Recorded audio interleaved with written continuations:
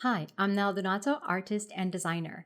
In this episode of Nela's Art Chat, I'll share a watercolor and mixed media drawing and painting process that I've developed in recent months, which enabled me to create the kind of paintings I want with more ease and confidence.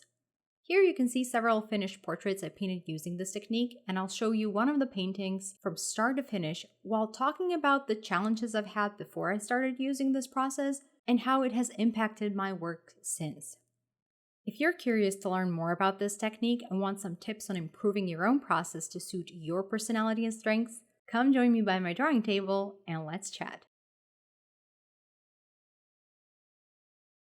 I've been experimenting with my approach to watercolor and mixed media painting in an attempt to find a process that would feel easy and less stressful. Learning how to work with watercolor has been one of the most humbling creative challenges for me, and I still have a lot to learn. Anyone who's also been learning to paint with watercolor knows what I mean. But there are lots of artists who genuinely enjoy the process of painting for what it is and doesn't feel as intimidating to them as it does to me.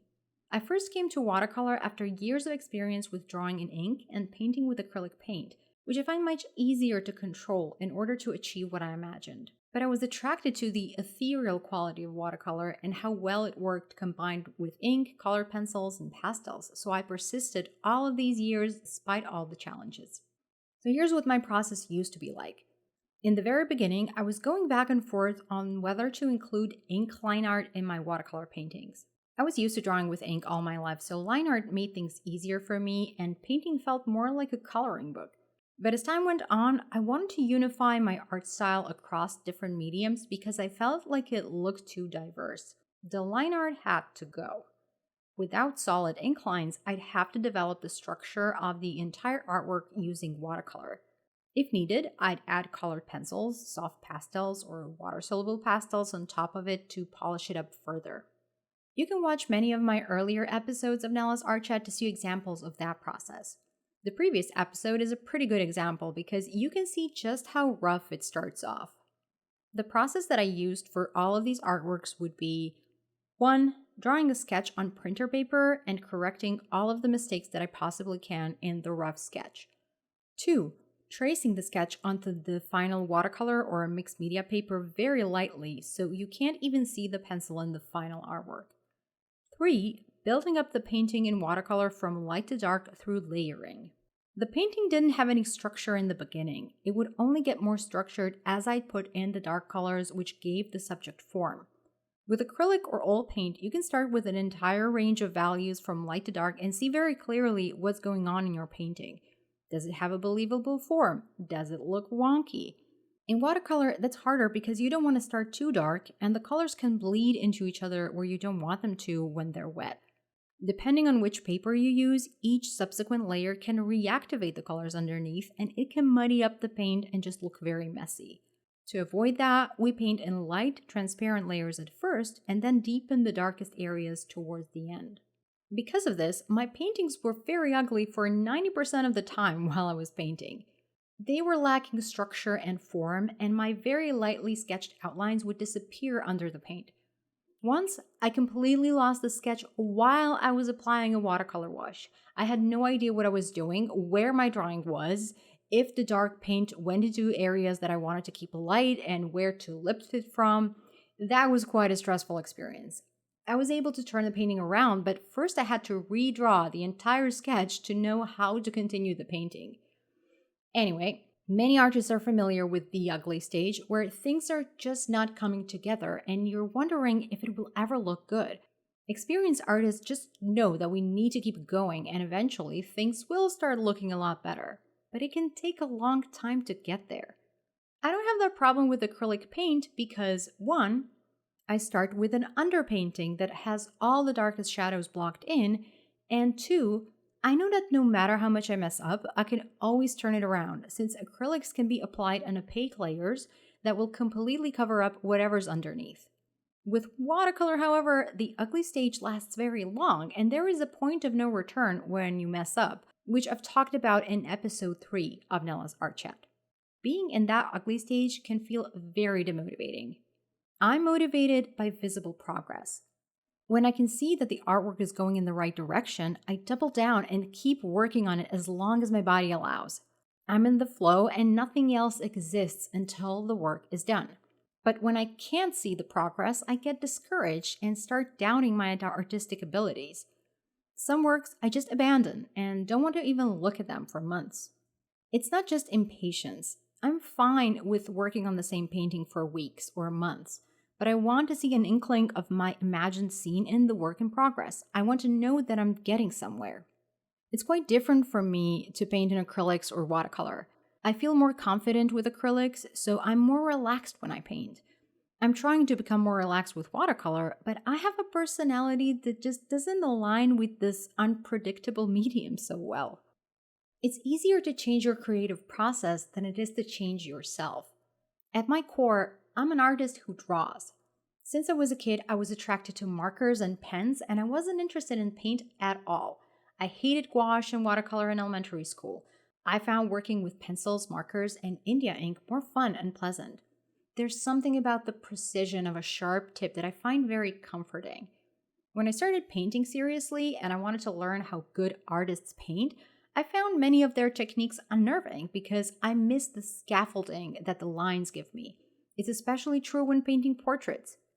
Most realism watercolor painters that I've seen start off with a very faint sketch indicating the placement of objects, and then they just go in with paint. I admire that, and I think it looks great when people know what they're doing. Great watercolor painters often go with the flow and actually welcome unexpected effects and happy accidents. Maybe some of them don't have a fixed image in their mind, but it's more organic, starting with something vague and building it into something concrete over time. I try to learn from these experienced artists, but something is just not clicking for me. I don't enjoy the same things they enjoy, and their process doesn't feel good for me. There are paintings that I'm proud of that turn out really nice, but getting to that point was stressful, and I got tired of feeling so stressed when I paint. This is supposed to be fun for me. I'm doing this for pleasure, not for money or fame. I have a successful design business. I don't need another career. Art is for my heart and soul, to express my imagination and to enjoy the feeling of seeing how an artwork comes to life from a blank page. But there's this big hurdle. I'm putting off some art pieces that I'm really inspired to paint. When I think of painting those with watercolor, my first reaction is, oh man, that's going to be a hassle. I like painting, don't get me wrong. If I didn't, I wouldn't be this persistent. When I see that things are going how I expect them to go, I love it. But putting the first brushstroke on paper and moving through the first layers, that's what I dread. I don't feel that way when I work in other mediums, just watercolor. If the process is enjoyable, then I do it more often. If it's not enjoyable, then I avoid it because we tend to avoid things that are not pleasant. I don't enjoy pure color pencil or pastel drawing either. There's something about this particular mixed media combination that really works for me. But there was something tripping me up for years, and now I finally solved it. I came up with a process that is enjoyable for me from start to finish. For a few years now, I've been wondering how I can go back to my roots, to when I just started drawing and painting. How can I go back to that place where I was just getting into the flow and creating an artwork that I had fun with and that was proud of in the end? I realized that I messed up when I separated the sketching process from the painting process. They're two distinct images. They're literally on two separate sheets of paper in most cases, and that's a problem. The reason I'm doing that is because if you erase your sketch a lot, you're damaging the paper surface and it's going to impact how paint will behave on it. I make lots of mistakes and erase a lot in the sketching stage, especially if it's a full body pose from imagination. But with a portrait or a simple composition, it's doable to start with a sketch and paint on top of it. I know that sounds like the most obvious thing in the world, but I've had blinders on because I learned by observing what experienced artists were doing because I liked how their art looked. And it was only when I saw someone do something completely different that I understood I could have done it that way too. It just didn't occur to me. In one video, the artist Tonya Sell sketches directly on watercolor paper using Derwent Inktense pencils with free searching lines. She's not going in with a final thick line right away, but she's creating a more gestural drawing and then refining the details. Her sketch was not barely visible like mine, but very sketchy. She's not worried that those lines will show up in the final painting.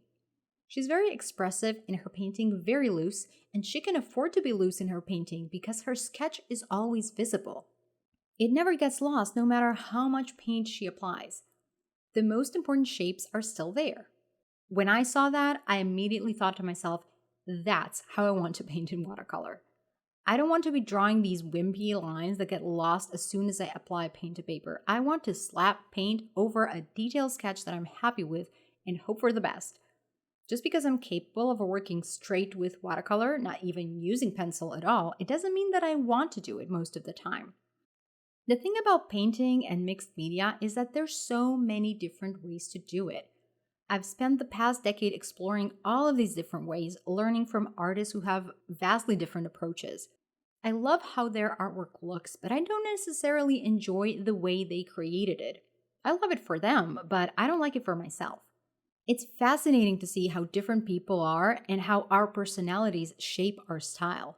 My aesthetic sense is very eclectic. I'm inspired by a lot of different subjects, mediums, and styles, but my style is mostly influenced by my personality. My personality is rather uptight. For a long time, I tried to change that about myself. I wanted to become more relaxed, more loose, more spontaneous. I tried intuitive painting. I tried spontaneous watercolor painting. I tried smudging pastels with my fingers. I tried collage, all of that expressive art stuff. And it wasn't fun for me. I didn't feel like it was doing anything for me. In fact, I hated most of it. Expressive arts teachers often say, remember how you painted when you were a kid and paint like that. That's your true self. And that's the thing. I didn't paint at all as a kid because I didn't like painting. I enjoyed drawing with pens and markers. And I still do. So I suppose that is my true self. The few times I found an expressive arts teacher who was sharing a process that I loved and felt it was great for me, their techniques usually involved a lot of drawing. After many years, I finally realized that I should start trusting myself more and keep doing what I enjoy, instead of trying to adapt my techniques to reflect those of different art teachers. I'm all for expanding our comfort zone and growing as people and artists. But there's a difference between expanding our comfort zone and pushing ourselves to be uncomfortable so much that we stop enjoying the creative process. And that's exactly what I've been doing with my important paintings, and that's why I've been dreading creating them. I just want to feel comfortable with my fine art again, the way I feel comfortable in my sketchbook. I somehow got it into my head that I should push for a clean look by avoiding any sketchy lines, and I'm now realizing that it's not worth it. Maybe I should not aspire to that super high degree of polish. I'll tell you a bit more about what's actually going on in the video. My first step is the same as usual, a light colored pencil sketch of my subject. In a portrait like this, I focus on the shape of the head and placement of the nose, eyes, lips, ears, hairline, neck, and shoulders. The second step is the big one. I apply a water-soluble Derwent Inktense pencil to areas with the darkest shadows, as well as any areas of high contrast between light and shadow. In some areas, I will draw firm lines that clearly divide the chin from the neck, for example. I'll also outline the body where I want clear edges between the figure and the background, and leave things fuzzy where I want the edges to disappear. My favorite colors for this are indigo, dark purple, and brown, depending on the other colors I'll use in the painting. After dissolving the water-soluble pencil completely, I leave it to dry for a while. At least a couple of hours, but usually I leave it overnight. I found that the longer the Inktense wash dries, the more water-resistant it becomes. If I immediately go over the dried pencil with paint, the dark layer will mix into the paint and make it muddy. Patience makes all the difference here. This technique of defining shadows with a monochromatic layer is called underpainting. It's quite common in oil and acrylic painting, but I don't see it discussed as often by watercolor teachers. I've counted less than 10 videos on YouTube about this technique. I have no idea why it's not more popular because I don't want to paint in any other way anymore. Usually people use dark blue, dark brown, dark violet, or even dark green paint, especially for portraits and figures. I prefer the Inktense pencil because it offers more control and dries waterproof. The following steps are like my usual watercolor painting process, starting with lighter and subtle colors and moving towards the darker and more vibrant ones. Once I've done all I can do with watercolor paint, I refine the painting with colored pencils, watercolor pencils, or Neocolor 2 pastels. So why this process works so much better for me? I want the early stages of painting to feel like I'm getting somewhere, and I have a scaffolding that I've built for myself. In construction, a load-bearing wall is carrying the weight of the ceiling, and the stability of the entire building hinges on it. In a drawing or a painting that has line art, the line work is the load-bearing element. If the line art is wrong, the entire artwork looks wrong, no matter what color you put on it. But you can also have totally wild colors, and if the line art clearly represents something that you wanted to draw, then that entire artwork looks accurate. For many years, I was working without line art or even a detailed sketch, so watercolor was the load-bearing element of my paintings. If I messed that up, the entire painting didn't work. What I wanted to do with this new process is to redistribute that load onto the sketch and underpainting, which becomes the element that the painting hinges on. If the sketch is correct, then even if I go off a bit in my painting layer, it's not completely messed up. I still have the original construction visible. Since I'm not copying photo references in my artworks, this is a big deal. I think artists who heavily rely on a photo reference can get away with not having a strong foundational drawing because the photo is always there to remind them where to go next. If I use references at all, I cobble them together from multiple photos and 3D models and have to rely on the strength of my own imagination to see how they're supposed to come together. This is very hard to do while also keeping track of color mixing, paper moisture, paint consistency, brush strokes, etc. That's what made painting so stressful for me. It's just overwhelming to have to think about it all at once. Because my subject matter and style is different from realist watercolor painters who work from photo references, their techniques don't always work for me.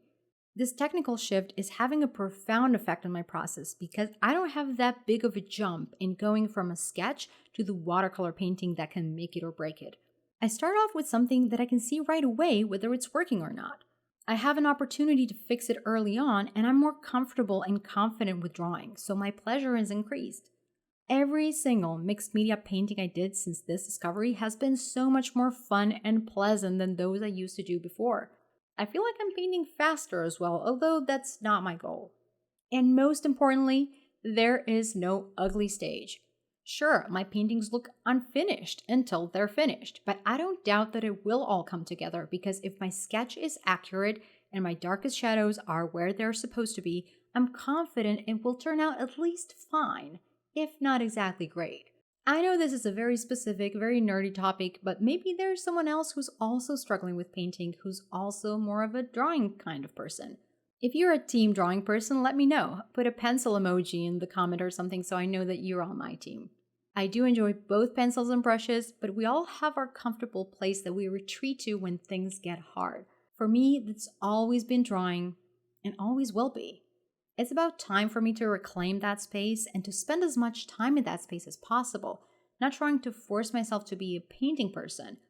I'm a drawing person and I draw no matter what medium I use. Is your creative process bringing you joy or stressing you out? Depending on your personality and style, the techniques you've learned from your art teachers and more established artists may or may not work for you. I'm not a patient enough person to complete entire artworks in color pencils without using a base layer of paint of some kind. It's just not for me, even though I love the look of colored pencil artworks. Some artists paint their acrylic or oil paintings section by section, each very detailed and refined, before moving on to the next. I can't wrap my mind around that at all. I have to start with a full underpainting and keep refining the overall painting layer after layer. Think about your own painting process and consider these questions. If you're procrastinating on important artworks, what seems challenging about creating them? Which step are you dreading the most and why? Where do you find yourself making the most mistakes and getting frustrated? Which step of the drawing or painting process is most enjoyable and fun for you? What mediums and techniques did you enjoy the most when you were in elementary school? And which mediums were you first attracted to as an adult? How could you tweak your process to do more fun and enjoyable stuff and less frustrating and stressful stuff? If this was useful to you, please let me know in the comments what resonated with you the most and if you've gotten some ideas for how you can improve your own art process. And if you have a story of how you've adapted your creative process to your personality, I'd love to hear about that as well. Please let me know what it is and what works for you. Thanks for watching, and I'll talk to you again in the next episode of Nela's Art Chat.